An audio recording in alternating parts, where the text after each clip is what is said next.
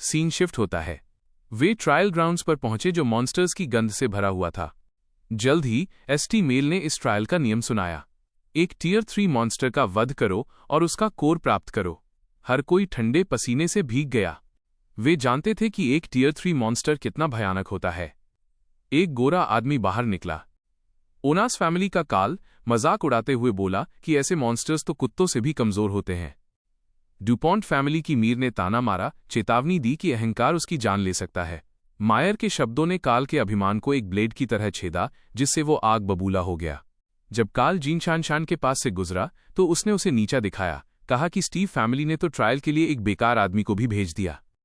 उसे विश्वास था कि ये ट्रायल पहले ही उसकी जीत बन चुका था। मेल के आदेश के साथ ट्रायल आधिकारिक तौर पर शुरू हो गया।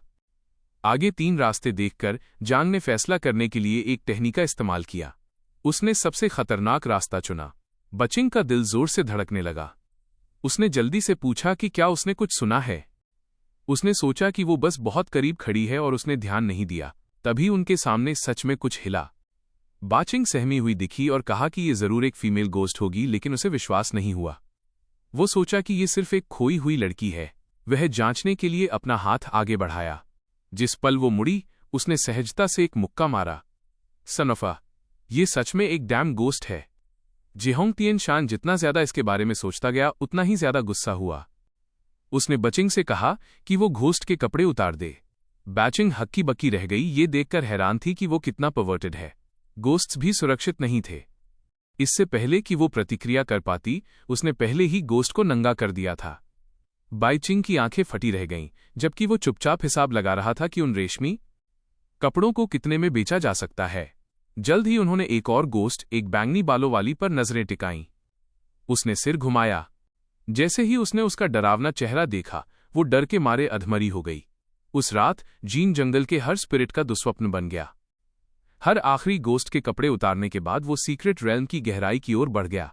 कुछ दिन एक साथ बिताने के बाद बचिंग को लगने लगा कि वो एक ऐसा आदमी है जो उसे सुरक्षा की एक अजीब भावना देता है। मॉन्स्टर्स से घिरे होने के बावजूद वो अब डरी हुई नहीं थी। लेकिन जैसे ही उसने ये कहा, उनके सामने सुंदर पैरों का एक जोड़ा दिखाई दिया। ये एक ज़ॉम्बी थी जो धीरे धीरे अपना मुंह खोल रही थी। उम्मीद नहीं थी कि तुम दोनों भी यहां तक पहुंचोगे, पर तुम्हारी दुबलापन देखकर तुम शायद मेरा पेट नहीं भर पाओगे, जीन ने शांति से जवाब दिया।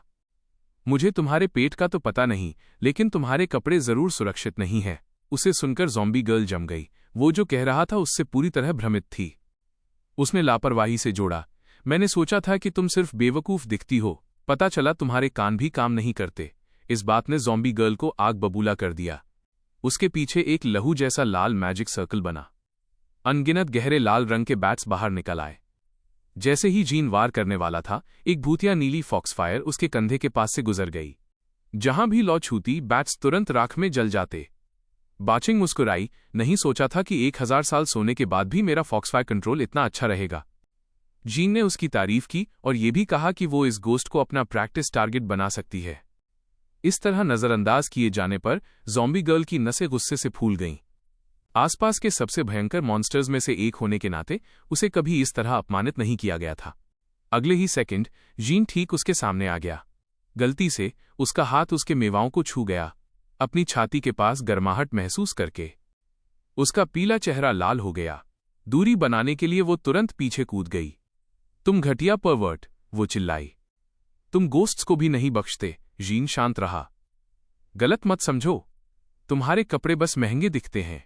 वे खराब हो जाएं, इससे पहले मैं उन्हें उतारना पसंद करूंगा। धीरे से जाप करते हुए उसने अपना निर्मम ड्रैगन क्लॉ निकाला। उसकी मसाज कॉम्बो के तहत हर गोस्ट गर्ल मदद के लिए चीखने लगी। जल्द ही उसने एक ऑथेंटिक मेड आउटफिट प्राप्त कर लिया। उसके शरीर से एक हरा मॉन्स्टर कोर गिरा। ये बिल्कुल वही चीज थी जो ट्रायल पास करने के लिए जरूरी थी। इस बीच दूसरी तरफ मायर भी अपना कोर प्राप्त करने में सफल रहा। अचानक उसके पीछे से हल्की सी आवाज आई। वो ओनासिस फैमिली का गोरा काल था। उसका चेहरा स्याह था। लकी बास्टर्ड, जल्दी कोर मिल गया है ना? बहुत बुरा, ये यहीं खत्म होता है। जवाब में मायर ने सोचा कि वो बस कुत्ते की तरह भौंक रहा है और उस पर वार करने के लिए अपनी तलवार खींची। लेकिन उसी पल एक छिपा हुआ तीर उड़ा जो ठीक मीर की गर्दन में लगा। उसने कमजोरी की एक लहर महसूस की और फिर काल के ब्लेड के नीचे मर गया। पता चला कि कार्ल ने यंग मास्टर जॉन वॉल्टन के साथ मिलकर मॉन्स्टर कोर को हथियाने के लिए दुर्घटना का नाटक रचा था। जिसकी उसने उम्मीद नहीं की थी वो ये था कि अगले ही पल वो कार्ल द्वारा शांत कर दिया जाएगा। दूर से एक आवाज आई। कार्ल ने तुरंत सीक्रेट रेल्म के बाहर एक टियर 4 मॉन्स्टर की आभा को पहचान लिया। सेंट ने भी इस विसंगति को भांप लिया और इस अप्रत्याशित ट्रायल को समय से पहले समाप्त करने की योजना बनाई। सौभाग्य से उसका सामना अभी अभी उस टियर 4 मॉन्स्टर से हुआ था। पहले तो गारगोइल घात लगाने के लिए इंतजार करते हुए एक मूर्ति के रूप में पोज देने की कोशिश की, लेकिन उसे ये कहते हुए सुनने के बाद कि वो गोस्ट वैली के हर मॉन्स्टर को मिटा देगा, गारगोइल आखिरकार खुद को रोक नहीं पाया। एक बेकार आदमी जिसके पास 0 साइकिक पावर है उसके सामने बड़ी बड़ी बातें करने की हिम्मत कर रहा है, उसने परवाह नहीं की। आखिरकार उसकी आंखें गारगोइल के माथे पर लगे नगीने पर टिकी थीं। ये कहते हुए उसने अपनी मुट्ठी घुमाई और गारगोइल पर वार किया। पूरे जोर के मुक्के के प्रभाव से गारगोइल दूर जा गिरा।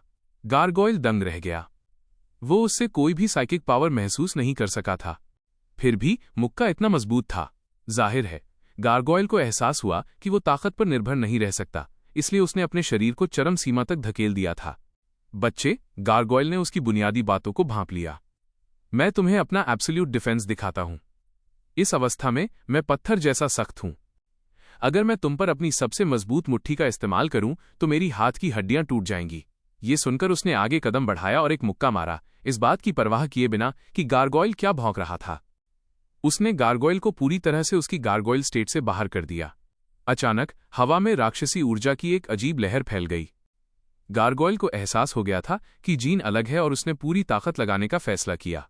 एक गुर्राहट के साथ उसने डार्क इन्वेजन को उजागर किया। जंग ने तुरंत मेरे आस्थमा के भीतर जहर को भांप लिया। उसने तुरंत प्रोटेक्टिव गोल्डन पर्ल सक्रिय किया जिससे बाईक्यूआई को नुकसान से बचाया। उस स्तर का टॉक्सिन उसे नुकसान नहीं पहुंचा सकता था। एक बार ही इसे खत्म करने के लिए काफी होगा। गारगोइल ने मजाक उड़ाया, मौत के मुहाने पर भी हीरो बन रहा है। जेहोंग ने उसे नजरअंदाज किया और हवा में टैलिस्मन्स बनाना शुरू कर दिया। गारगोइल ने सोचा कि वो पागल हो गया है, लेकिन बाई चिंग की आंखें चौड़ी हो गईं। ये तो प्राचीन शिंटन सेक्ट की 5 थंडर डिवाइन टेक्निक है। वो हाँफ उठी। यह बिजली को नियंत्रित कर सकती है, बुराई को साफ कर सकती है और यहां तक कि खोई हुई आत्माओं को भी राह दिखा सकती है। मुझे विश्वास नहीं हो रहा कि टियानशान इसे सच में जानता है। जैसे ही जींग धीरे धीरे जाप कर रहा था, उसकी हथेली में एक चमकता हुआ थंडर ऑर्ब बन गया। छोटे से ओआरबी को देखकर गारगोइल जोर से हंस पड़ा। मैजिक? साइकिक पावर के बिना वो गेंद क्या कर सकती है? मैं तुम्हें असली मैजिक दिखाता हूं, उसने ताना मारा। उनके ऊपर एक विशाल डार्क स्फीयर बन गया क्योंकि वो उसकी ओर तैर रहा था। जेहोंग मुस्कुराया। मैं जो इस्तेमाल कर रहा हूं वो मैजिक नहीं है, यह इमॉर्टल आर्ट्स है। उसका थंडर और भी आगे बढ़ा, सीधे डार्क स्फीयर को चीरता हुआ निकल गया। यह गारगोइल के चेहरे पर लगा। विनाशकारी ऊर्जा का एक विस्फोट बाहर की ओर फटा।